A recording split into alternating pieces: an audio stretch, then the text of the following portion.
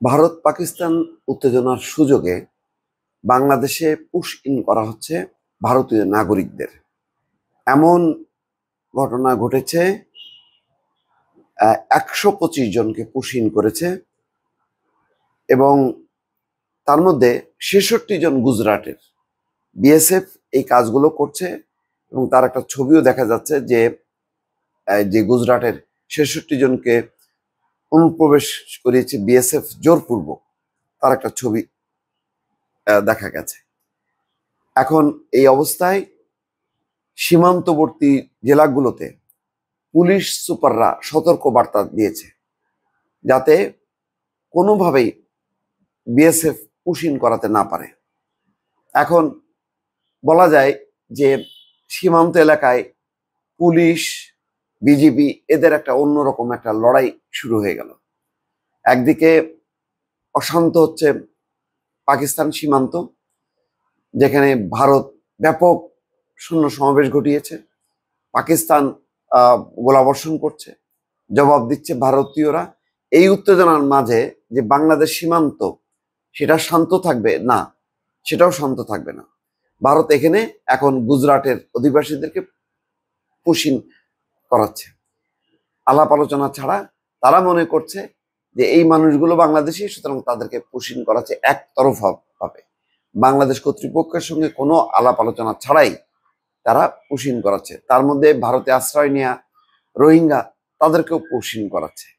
তার মানে ভারত যে এই অঞ্চলে কারোর বন্ধু না, এটা বারবার তারা প্রমাণ করছে।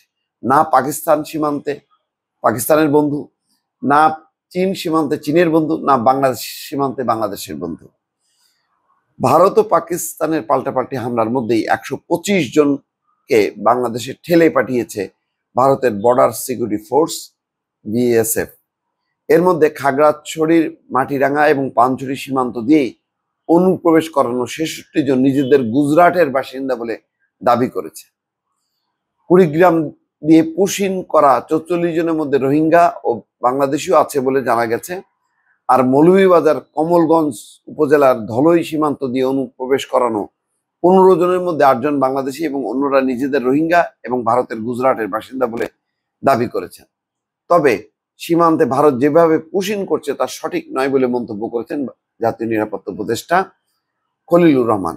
এদিকে ভারত পাকিস্তান সংঘাতকে কেন্দ্র করে নিরাপত্তা বজায় রাখতে সীমান্তবর্তী জেলাগুলোর পুলিশ সুপারদের সতর্কবার্তা দেওয়া হয়েছে। আইজিপি বাহারুল আলম বলেন, ভারতের সঙ্গে আমাদের সীমান্তবর্তী জেলা 30টি এবং মিয়ানমারের সঙ্গে 3টি। ভারত পাকিস্তান সংঘাতকে কেন্দ্র করে বাংলাদেশের নিরাপত্তা যেন বিঘ্নিত না হয়, সেজন্য সীমান্তবর্তী জেলার পুলিশ সুপারদের আগেই সতর্কবার্তা দেওয়া হয়েছে।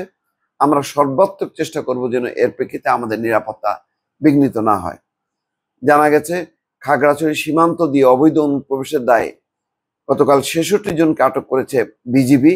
জেলা প্রশাসন বলছে যে মাটিরাঙ্গার তাইদং সীমান্ত দিয়ে অনুপ্রবেশ করানো 15 জন, গোমতী ইউনিয়নের শান্তিপুর সীমান্ত দিয়ে 27 জন এবং পানছড়ির লোহাং ইউনিয়নের রূপসেন পাড়া সীমান্ত দিয়ে 24 জন।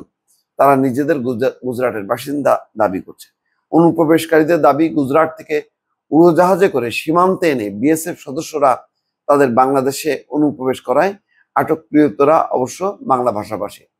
গুজরাটে বহুজনকে আটক করা হয়েছে। মমতা ব্যানার্জি বলেছেন তারা পশ্চিমবঙ্গের বাসিন্দা, তারা কাজের জন্য সেখানে গিয়েছিল। তাদেরকে বাংলাদেশি বলে এখন বাংলাদেশি ঢুকাচ্ছে, যেহেতু তারা বাংলা ভাষায় কথা বলে এবং একই সঙ্গে তাদের ধর্মীয় পরিচয় তারা মুসলমান।